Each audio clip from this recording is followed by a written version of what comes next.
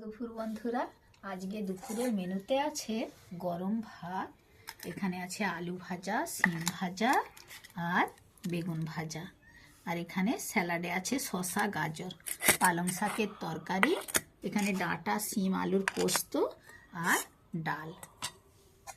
থালায় নিয়ে নিচ্ছি ভাত। সরস্বতী পুজোতে আমাদের বাড়িতে নিরামিষই হয়। শুধু আমাদের বাড়িতে কেন, বেশিরভাগ বাড়িতে নিরামিষ রান্নাই হয়, খিচুড়িও হয় কোনো বাড়িতে। নিয়ে নিচ্ছি বেগুন ভাজা, আলু ভাজা আর সিম ভাজা।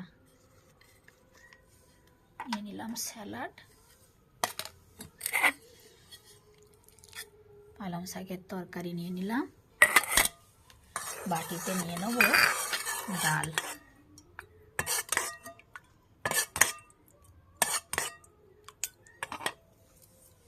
আর এখানে বাটিতে আছে পোস্তর তরকারি। এই হলো আমার আজকের দুপুরের মেনু। পাশে থেকো বন্ধুরা, টাটা।